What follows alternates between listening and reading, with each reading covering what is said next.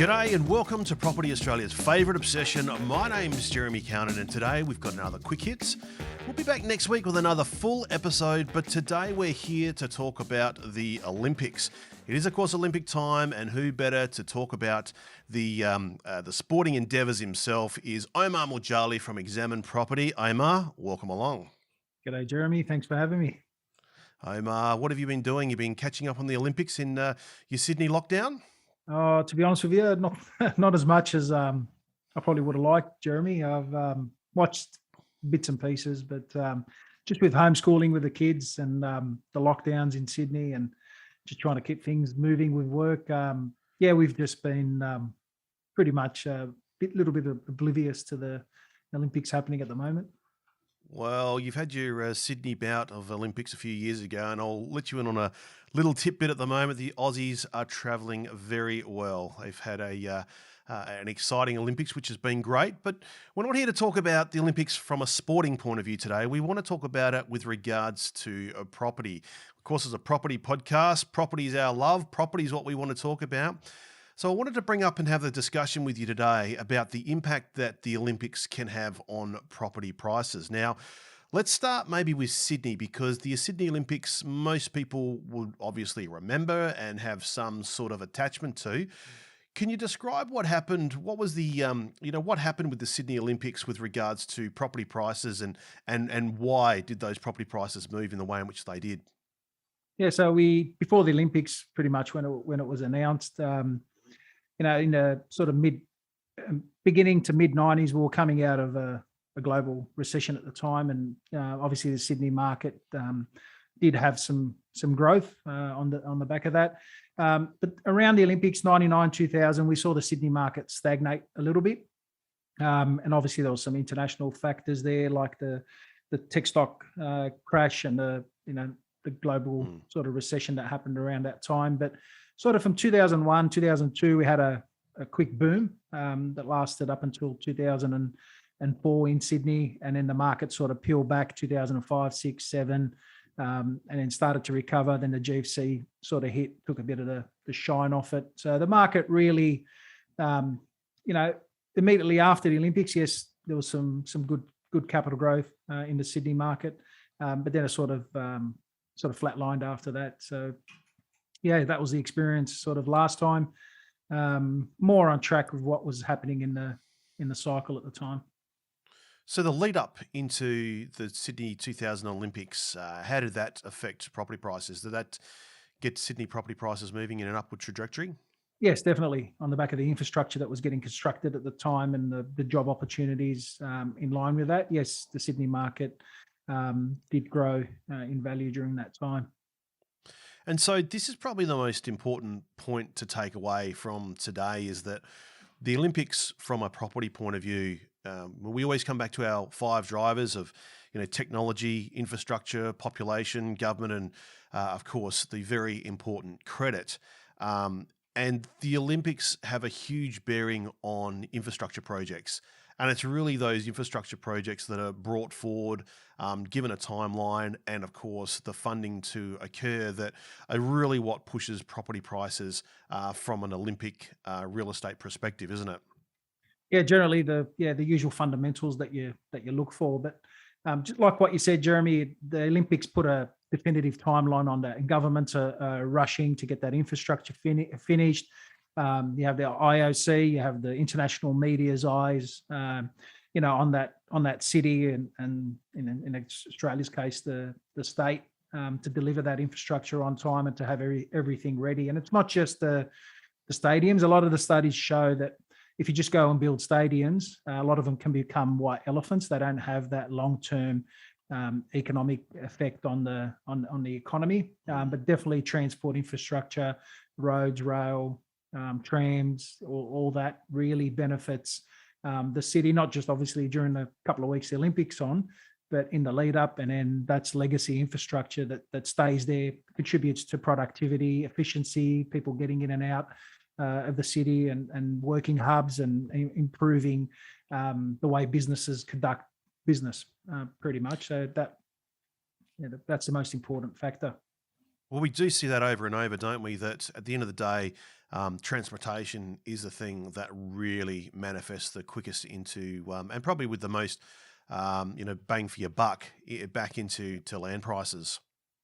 Definitely. It's just businesses need it, employees need it to get to and from, to live their life, to earn money, to earn income, conduct business pretty much. So that's where the longer term gains. And there's a couple of other studies that looked at you know second sort of tier cities like Barcelona that went through a massive transformation, have had really hot property markets, and not just during and after the Olympics. That generated a rejuvenation of the city's infrastructure, and the sort of seaside port areas and whatnot, that led to some significant long-term growth in property prices as well. And whereas when you look at more like Los Angeles and places like that were a lot more established, had the infrastructure already, the influence on the property market wasn't as substantial. So, Omar, I was going to ask, we've spoken about Barcelona, and certainly we've seen the same in London, and some reports come out. What about, other cities, Beijing, Rio, even Atlanta? How have, how did the Olympics affect those property prices? Look, you're looking over a long period, so pretty much all cities have improvement in real estate prices. Beijing's an interesting one, so they sort of modelled that. There's a report that that if people want, we're happy to send it out to people. But they sort of had a control group of other major cities. They took out Shanghai, which was going through a massive infrastructure period at that time, which was going to skew the numbers. And in China, they realised that there wasn't too much impact from the Olympics. I guess every city was going through infrastructure booms, and the economy was booming and whatnot. Yeah. So look, if it's a mixed result. There's no definitive.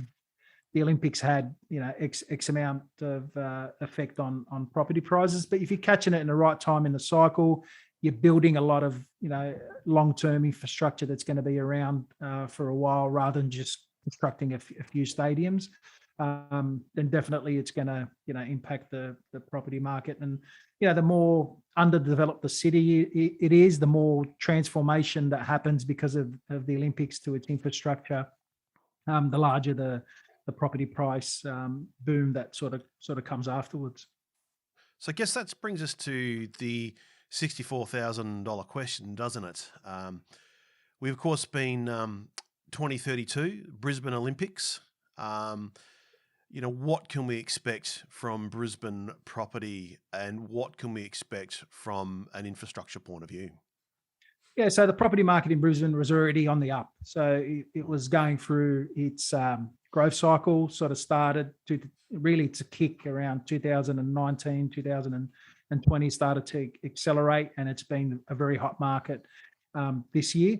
So what we can expect is that a lot of the infrastructure pipeline over the next 15, 20 years is going to be pushed forward. So you're going to have, a large amount of, the inner city rail, tunnels, bridges, upgrades to roads. That's all being planned. A lot of that obviously will start to be rushed through. You've got the new casino finishing in a year or two. You've got, massive amount of private and public infrastructure that's coming on. So yes, definitely it's going to have an impact. I don't think it's the Olympics per se. Probably Olympics will accelerate that, bring a lot of it forward. It could exacerbate the boom, which people need to watch. Like if that infrastructure stops, and the economic opportunity at the end of it could lead to a pullback in property prices as well. I think it's going to be positive in terms of tourism, really putting Brisbane on the map. Especially in Asia, a lot of people know Sydney, Melbourne. Most of the immigrants that migrate to Australia go to Sydney and Melbourne. And with Brisbane now sort of going to be put on the map, a lot of the tourism advertising. And in Australia, the Tourism Commission takes over a lot of that. So you're going to have a lot of promotion of Brisbane and the Gold Coast, Sunshine Coast, obviously, as well, to the world. So there'll be a lot of positive that comes out of that. A lot of people will want to come and sort of not just come to Sydney and Melbourne and start to sort of holiday, in Brisbane and pretty much the whole of Queensland as well. So the knock-on effect to that is going to be fairly significant. There will be jobs created, especially building the infrastructure now. So that's going to create economic prosperity. It's going to create good incomes for people that are going to re-spend that in the economy. Yeah. They're obviously going to need somewhere to live if they're coming from interstate, especially, or they could be upgrading their residences or just investing in assets. And obviously we're looking at property from this perspective. But I've seen already a massive interest. Like I've had financial planners and accountants who've sort of been working with us for 5-6 years, and all of a sudden they're ringing you, say, "Oh, can you find me a property in Brisbane now? I want to buy in Brisbane." So there is a lot of sentiment uplift that you get, and as we know, with investing, sentiment plays sort of a pretty big part. It's interesting too, reading a lot of the reports with regards to the infrastructure spends and how that migrates into property prices, or the Olympics in general. And one of the major things that is obviously very prevalent is that there's a need for the Olympics to be in part of a cohesive master plan, that those cities that have a master plan and they're bringing forward infrastructure projects that are already well planned, and are going to connect and continue to be able to leverage further infrastructure projects and infrastructure that's currently in place are the ones that really benefit. It's those cities that have a hodgepodge, reactive sort of approach to the Olympics are the ones that get less bang for their buck. And as we know with Brisbane, I mean, Brisbane is a city that has a 20-year plan in place and has had for the last, whatever it is, 25 odd years. Every year they update that plan. And so there's a big overseeing plan for Brisbane, and hence the Olympics will just fit into that plan, as you said, and bring planned infrastructure forward. And what they do will be in the context of, what they want to achieve. Yeah, definitely. That's why you put in a bid when you bid for the Olympics. I think Brisbane was lucky; they were the only bid due to what's happening around the world at the moment. But yeah, the infrastructure was already there. It was already planned. I think 80% of the stadiums and hosting facilities are already there. So obviously they do have to build a little bit. I think they're upgrading. The Gabba, they were planning to build a stadium at Albion, a new one, but they're sort of changing and just upgrading the Gabba at the moment. So, they do have a plan. They've had a plan for a while. I guess what this does is just cement that plan. So, like as I mentioned before, if you just host the Olympics and don't build anything, then the economic benefit, especially to land prices, is not going to be substantial. But when you're bringing on a lot of other infrastructure at the same time, preparing yourself to host these games, and then infrastructure is going to stay there. It's just going to keep benefiting the city, making movement around the city a lot more efficient, and that'll lead to a lot higher property prices, especially those in close proximity to that infrastructure. So the land that benefits from that infrastructure will have the most increase in value. So that's what that's it in a nutshell, isn't it? Studies have been showing, and well, that's exactly right. The studies are there to show that the infrastructure bringing forward will manifest into higher land prices. We can expect really good times for Brisbane over, let's call it the next decade. Not necessarily a straight line of growth, but certainly having quality infrastructure projects underpinning what we could see as a decade of growth in Brisbane real estate prices.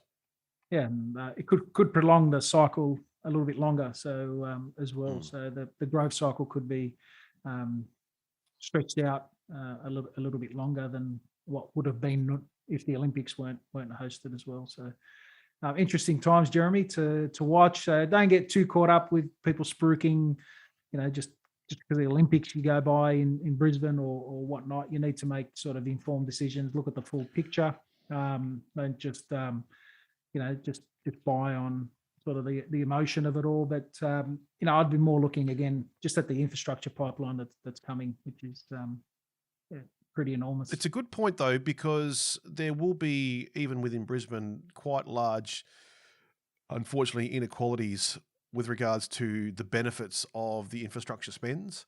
And, there will be quite a large inequality of who actually pays for it as well. So, that is something that I guess, comes back to again is that, you need to be careful with regards to the sort of property you buy. You can't just expect that because Brisbane's got the Olympics, everything's going to do well within that Queensland, within the state of Queensland. It is going to be, again, about picking the eyes out of, which parts of Brisbane are going to benefit the most. Yeah, you've got to incorporate that micro level research. So yeah, everything's probably going to go up, but a lot of property is going to go up a lot more substantially, especially around those infrastructure nodes that are benefiting from that spend. And you've got to look at a lot more than just I'm going to go to Queensland, or I'm just going to go to Brisbane, or I'm just going to go to Sydney, or you got to put in that sort of top down approach and start to get into the nitty gritty of picking the best suburbs that are going to benefit for that infrastructure where people want to live. And it's not just that, schools and shopping and social amenities. There's a whole list of things that people need to look at. So Omar, if listeners want to get their hands on their 2032 Brisbane Gold Medal, how do they go about doing that with you? Well, you can jump on our website, www.examineproperty.com.au. You can submit an inquiry, which will come to my PA, and happy to share those studies, Jeremy. I've given them to yourself. If someone wants them, just drop us a note and we can email them to you. Happy to share the information with everyone. Excellent. Well, let's do that. Get in touch. James at PAFO, PAFO.com.au. Of course, don't be afraid to check us out on the socials. PAFO Pod is the handle. So PAFO being the acronym for Property Australia's Favourite Obsession. So PAFOPOD. We'd love to be in touch. And of course, we'd love to help you on your property investing journey. It's what we do. It's what we love to get amongst us. And of course, we love to help people understand and benefit from those 5 drivers of property prices and, of course, the effortless advantage. So, Omar, do thank you for coming on and having a chat with us today. Thanks, Jeremy. Thanks for having me. Good luck in the lockdown. I do hope everyone is safe and you Sydney-siders are out in the foreseeable future. For our listeners, thanks a lot for joining us. It's been my pleasure having you with us again today. Don't forget to like, subscribe, and leave us a rating or review for Property Australia's Favourite Obsession. I've been your host, Jeremy Cownan, and until next time, let's keep obsessing about property. Any opinions or recommendations expressed should be considered general in nature, as they do not consider your personal objectives or financial circumstances. You should therefore consider these matters yourself before deciding whether the advice is appropriate to you and if you should act upon it. Should advice be sought, please seek an appropriately qualified advisor. Investing may not be appropriate for everyone, as there is inherent risk and the possibility of loss when investing in financial assets, just as there is the possibility of profits. While useful for identifying patterns, history and past performance do not guarantee future performance. Cowan & Flack has a commercial relationship with guests appearing on this production.